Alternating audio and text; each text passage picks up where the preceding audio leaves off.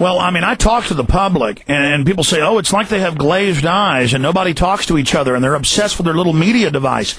That's because that's becoming the whole world. That little screen is connected to the eyes, which are just brain stalks, and it literally is an interface, and they're being sucked into the matrix. How long until you physically think they start inserting people into the racks, like they already do in Japan at night, in the major metropolis there in Tokyo, where people don't even go home? They just live in these racks. The military says they will be inserting us by law into the pods by 2025. Do you think it'll even take that long? No. In fact, there'll be a lot of people going to it voluntarily to begin with, which puts everyone at ease, thinking I can go into it and come back out. I can go in and play and come back out of it. That's the appeal they're putting out to the public. And even at this stage of virtual reality games and so on, there are people who are now addicted to the other world, and they're getting treatment because they like this other world better than the real one. In the other world, you can be a child forever. There's no aging, no decay, no worries.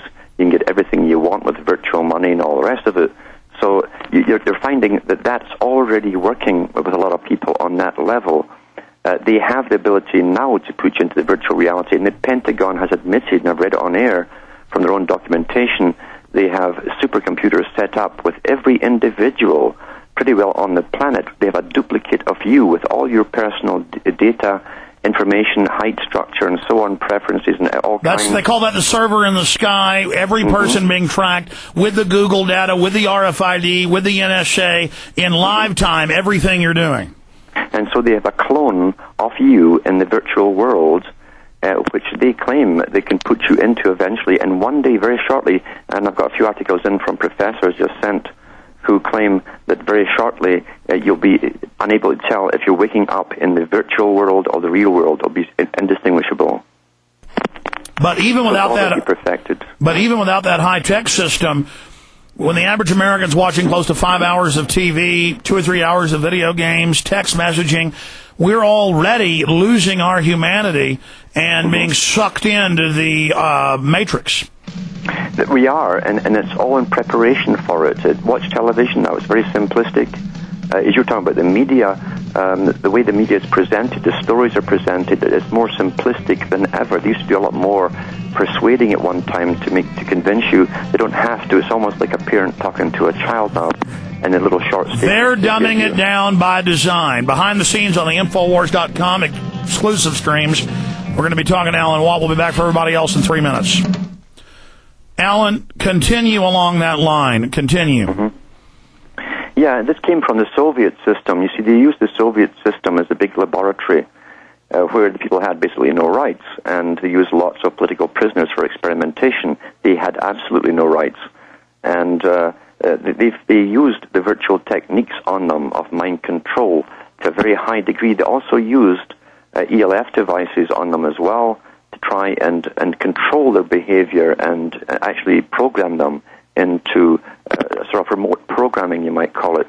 They used little black boxes in some of the top schools that put the children at ease and very calm. They weren't agitated to sit and listen attentively, and there was no hyperness whatsoever with the children with these scientific boxes that gave out ELF frequencies.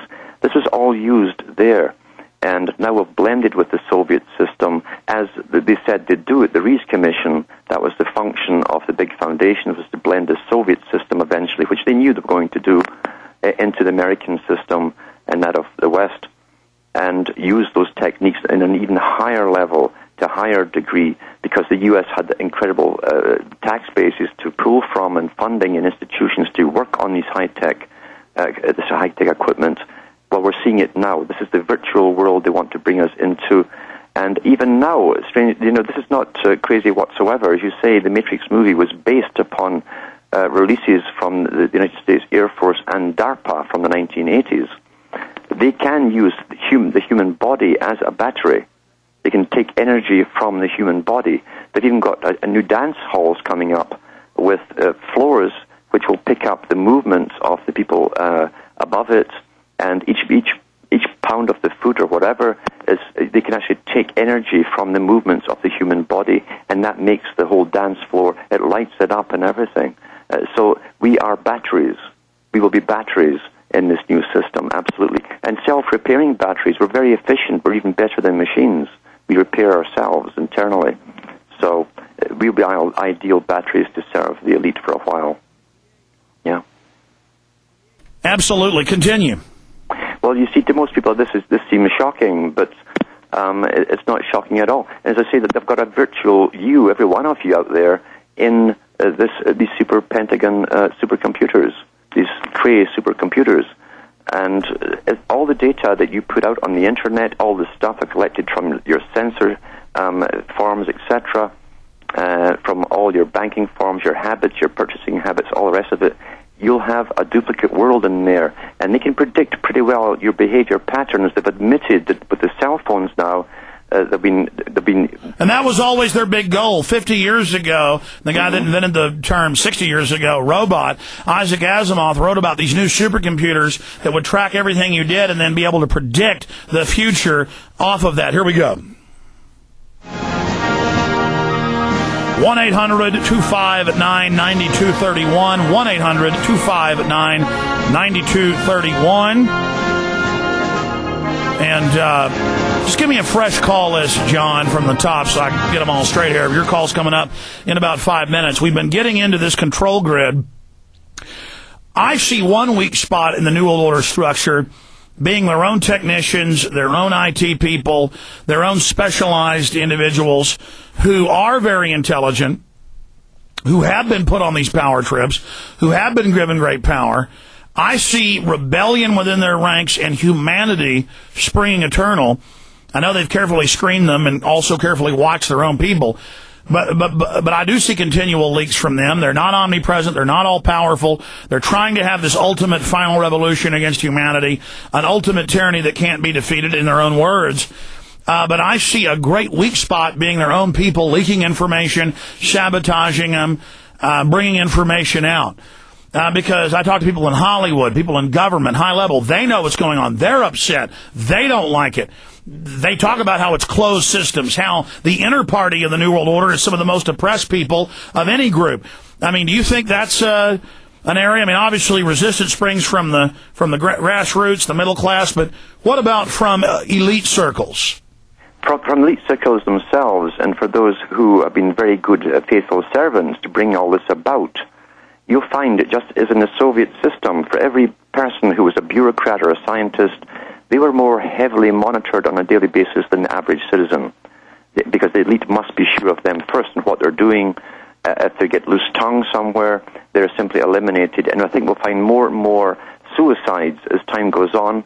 When they, and that's how it will be presented to the public, with higher member bureaucrats or scientists, because it's been found that they're becoming loose-tongued because they're worried about their own lives. They know too much. They know that eventually their own function will be over, and they will also be eliminated, so they start to panic and talk to close friends, and they don't realize they're being monitored more heavily than the average individual or citizen in the street. That's how the Soviets did it, and that's how we're doing it here, too. Exactly. With this whole science, there's a million different ways they do this, but to get their, say, FBI or Secret Service, they found the FBI to fight the mob. It's instantly corrupted with the mob, so out of the gates, and of course the government made alcohol illegal for those 10 years that later came out to corrupt the federal police.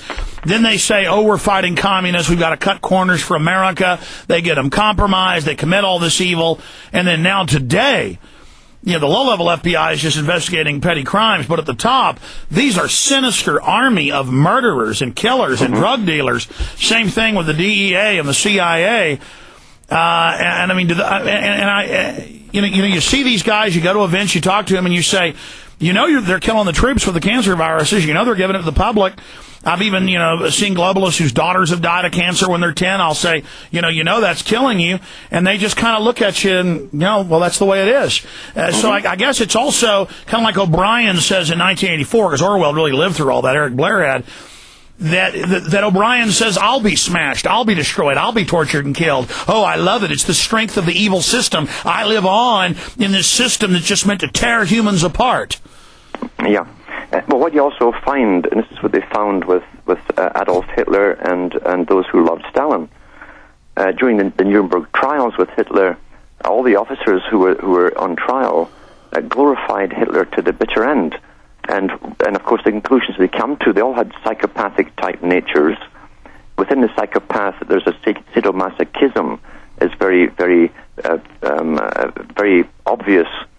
They despise the inferiors beneath them in rank, but they glory in the power of those above them. They worship power, and so they worship those above them to the bitter end. And that's also the structure you have in the scientific and bureaucratic elite that runs the world today.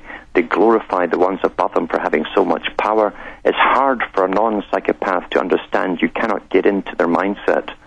But that's what works with them. The lust and the craving, and an awful craving for total power